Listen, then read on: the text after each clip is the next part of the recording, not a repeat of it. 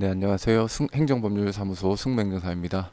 얼마 전 의료기기 1등급 라텍스 진료용 장갑 이제 식약청 수입업 허가고 품목 신고가 완료돼서 소개해 드리려고 이렇게 방송을 켰습니다. 네.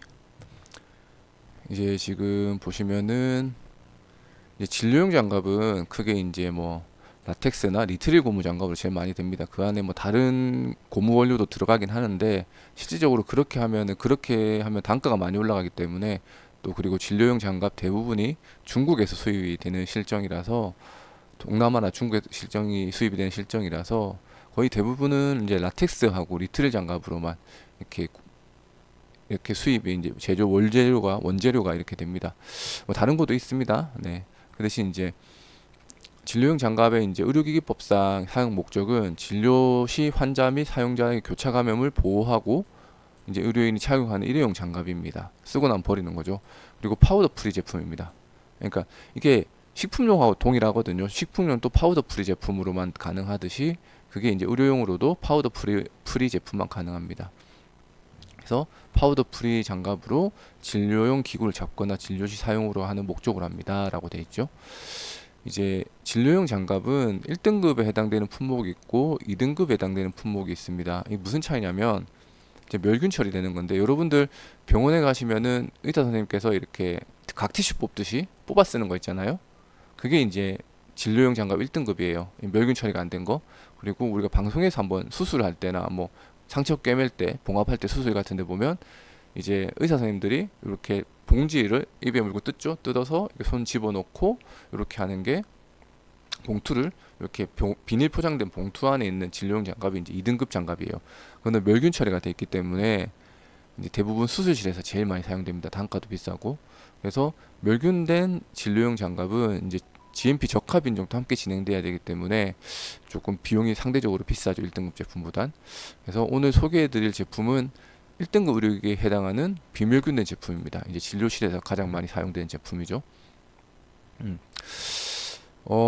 식품용으로 수입되는 파우더 프리 제품하고 본질적으로 거의 유사합니다. 그 안에 특별하게 이제 100% 나트릴이나 라텍스 고무 장갑으로 사용되는 부분들은 이제 파우더 대부분 프리 제품이고 이게 식품용으로 수입되는 제품들을 이제 1등급 의료기기로 신고를 진행해도 크게 문제는 없어요.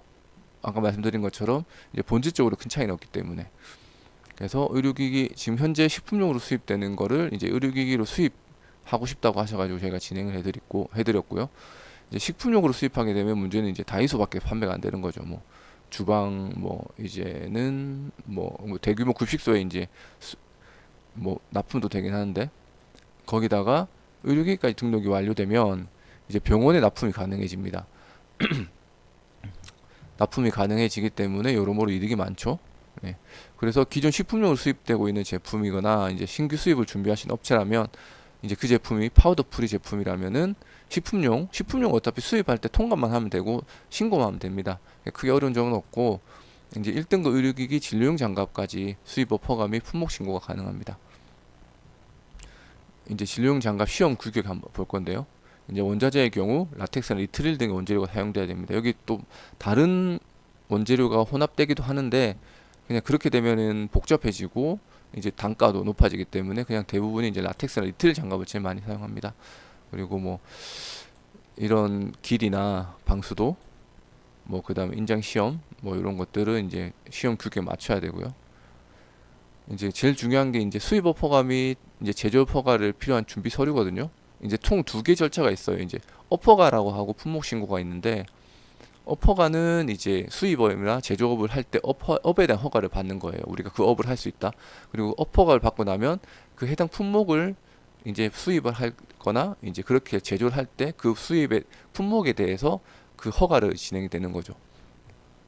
통상 이제 업허가라 그러거든요. 수입 업허가, 제조업 허가. 이제 국내에서 제조가 되면 제조업이고 외국에서 수입되면 수입 업허가예요. 근데 만약에 내가 수입을 했다가 또 국내에도 받고 싶다 하면 업허가를 두 개 동시에 받으셔야 됩니다. 필요한 소리 한번 볼게요. 사업자 등록 중이고요. 이건 법인 사업자나 개인 사업자나 공통입니다.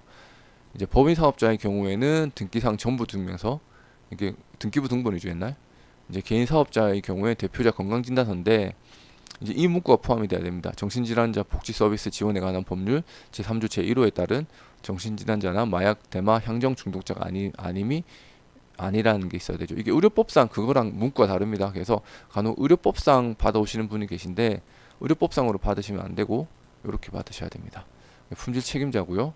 대부분은 이제 품질 책임자가 없어서 진행이 불가능한 경우는 있는데 일단 뭐 저희한테 한번 전화 주시면 저희가 진행할 때는 다른 도움을 드릴 수도 있으니까 한번 부담 없이 전화 주시면은 좋겠습니다. 대부분 가장 요건이 제일 충족되는 거는 산재대학교 자연과학대학 이과나 공과 졸업증명서가 있으면 됩니다. 근데 이게 가장 퍼펙트합니다. 이게 없으면 이제 의료기기 제조 수입업체 식약청에 등록된 업체입니다. 이제 1년 이상이나 뭐 3년 이상, 5년 이상 품질 관리 분야 경력 증명서가 필요하죠. 좀 힘듭니다. 네, 그래서 이렇게 있고요. 이제 라텍스 장갑 신고를 위해 준비할 사항이거든요. 이제 품목 상세 앞뒤 사진. 이게 라텍스 장갑 외에 이제 분리가 되는 경우가 있어요. 예를 들어서 뭐 니들 같은 경우에는 카트리지하고 침이 분리가 되는데 그 분리가 되는 파트별 사진. 그 다음에 상세 사이즈, 모델명, 원료의 배합비, 제조소, 정보, 기타 이제 품목별로 좀 추가되는 사항이 있거든요. 그런 것들 하게 되고요. 근데 이제 그래서 이런 것들 정보를 넘겨주시면 저희가 이제 품목 신고를 해드립니다. 뭐 신청 내용은 작용 원리, 외형, 치수, 원재료, 뭐 사용 방법, 사용시 주의사항 뭐 이렇게 되어 있고요. 이런 것들을 저희가 진행을 작성해서 신고를 해드리고 업무 처리 기간은 강원도 그러니까 서울지방청이에요. 강원도가 포함된 서울지방청, 인천 경기지방청, 이제 서울 강원도 제외된 무조건 전역이죠. 이제 부산지방청은 업무 처리가 많습니다. 그래서 지방청이 좀 바빠서 1개월에서 한 1개월 1주 한번 연기되는 경우도 있거든요. 그래서 먼저 좀 급하다 싶으면 빨리 신청하시는 게 빠른 업무 처리 비결이에요. 간혹가다 옛날처럼 뭐 급행료가 있지 않느냐 이런 그런 거 없고 특허는 있어요. 근데 식약처는 없습니다.